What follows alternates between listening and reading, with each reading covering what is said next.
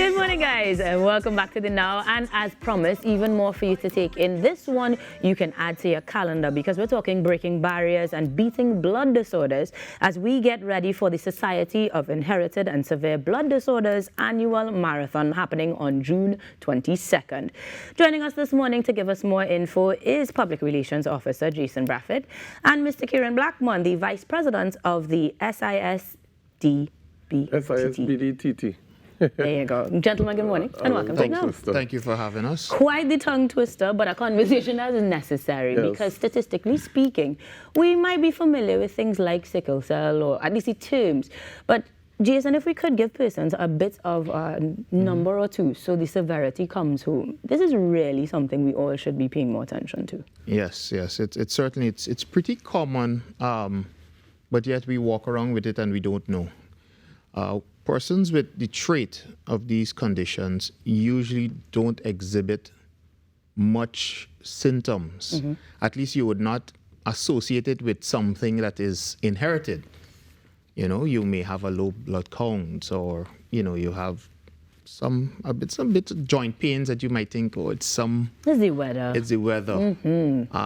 But more than likely, it could be a symptom of a trait that you have from either sickle cell, thalassemia, hemophilia. Well, hemophilia and von Willebrand, they're bleeding disorders. And with hemophilia, obviously you have an issue with clotting. If you have an injury, it takes long to stop bleeding. And similarly with von Willebrand. Yeah. So it is probably more prevalent than we think within our society. I would say so, definitely. Now, I think that would have, of course, been part of the reason it was created altogether, the society, to lend support.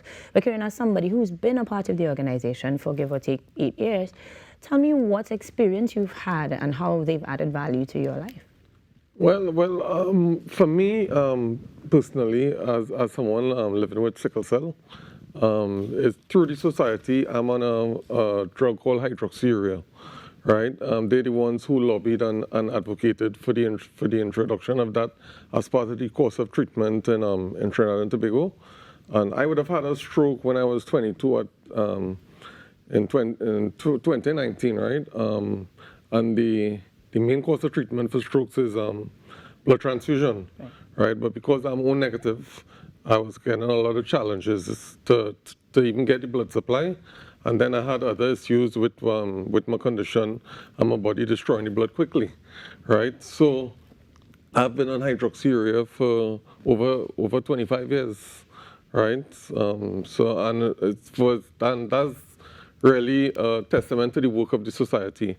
And then if you consider persons who live with hemophilia, our relationship with the WFH, as the World Federation of Hemophilia, provides a lot of, we get through at WFH, we get a lot of donations for factor and FIBA, and these are extremely expensive treatments, valued in the millions of dollars, right? So our society contributes a lot to the supply of these drugs to the public system. Literally life-changing. Yes. Literally life-changing. Life-saving as well. Yeah. And in that case, when you talk about breaking barriers, to break down the theme at least, how will we be able to be life-saving, whether we are directly impacted or not? Right. So what we're trying to do is really awareness of how important these conditions, how they impact lives of families, persons living with these conditions. Our society is still at a place where we don't know. And obviously, simple things as donating blood. Because we don't have enough voluntary blood donors out there, going every 3 months or 4 months in case of women, donating blood. Many people who require blood to live, because it's part of their treatment regime, like people with thalassemia, they don't get adequate supplies of blood, right, to live and function normally. So they have other things that happen to them because of this lack of blood. Yeah. As Kieron mentioned, the fact that most people don't know that we need these medication to be healthy, our patients, we take it for granted. We go about our daily business and we don't really understand that the importance of those things. Now, I appreciate that you gave us time frames that we could look at, 3 months, 4 months for ladies in terms of donating. But the process of donating to some might be daunting. You have stipulations, requirements, and things that people may not meet. Tell us a little bit about the process of donating. Well, I could say this. It takes, on average, about 1 hour, that total process. The Ministry of Health has been working assiduously in improving the system and improving access to donation centers. Our society, we have hosted many blood donation drives in conjunction with Corporate Trinidad. And we have also partnered with other NGOs to do the same thing. All in an effort to make it more accessible. Saturdays, we host our blood drives on Saturdays. And we try to go to the people. We go to the people, the supermarkets. We go in and park the the mobile unit in the car park. Those things help. And then the blood banks are open on Saturdays. So you can, it's a lot more accessible now. But it's just bringing that awareness that, hey, they have a group of people out there, it's a fairly large number, that require blood, not only for surgeries or if you're in an accident, but literally to survive. To survive, yeah. Right? And that's a very important part of our mission. Now, Kieron, in terms of making sure that that message is shared, this event is going to bring that attention for sure. Yes, definitely. And even beyond that, we find we have a community of people who live with a lifelong disorder that impacts their quality of life.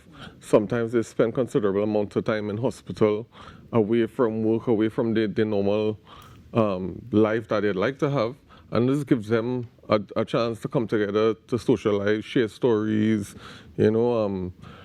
camaraderie. This promotes camaraderie within the community, and it also gives us an opportunity to raise awareness of these conditions to the wider public. Of course, backed by the sound of TASA, because it's going to have a lot of activities as well. Activities. Are we going to have some giveaways or any other activities we can look forward to? We usually do. In the past few years, we've had many giveaways. I mean, we start with TASA early in the morning. That's what starts the walkathon. We also have a warm-up. We have Zumba, aerobics, so we have a warm-up, we have a warm-down, and we have had entertainers coming through and gracing us with their presence over the past few years. So look forward to a lot of surprises. Fantastic. Lots of good food. I like that part, especially because all of this is really to build that awareness. So there is no registration per se, simply a donation for the cost of the T-shirts, yes? Well, it's included. There is a registration, but the cost of the T-shirt covers the registration. Okay. And what happens on that day, there are persons that go there that don't walk, but they go to socialize on the savannah with us. Nice. And they spend 3 or 4 hours of clean fun, and it's great music, and it's very, very nice, very, very nice. We have fun for the children too. Yeah, right. Bouncy I was just going to say, you had mad bouncy castle, because I could fit. And in that case, the difference between the costs, 100 for adults, 75 for children, is that on location or in advance? So both. You can pick up your T-shirts at our office at 74 Pembroke Street, which is the same property as the Child Guidance building, right? Our office is in the back of that. So you can get your T-shirts there. We will have T-shirts on sale on the day. Okay. And but we prefer you to get it in advance so you can get your actual sizes. Sizes are always a tricky thing when we order in shirts. You may have some of those sizes that you may not get the right size. So it's better to get it from our office. Now, granted that this starts at 6:30 a.m., you want to do that a little bit before. You want to be there to get your T-shirts or registration. Exactly. Before, right? If you're going to purchase T-shirts and register on the day, try to get there about 6, and you should be fine. I see that breakfast will be on sale, so it makes sense to be there early, get fueled up, and get ready to go. It's 1 lap around the savannah. 1 lap. All right, so I can make that one. 1 lap. I'm not too worried anymore. Jog, run, you sprint it, regardless of whatever is your competitive nature.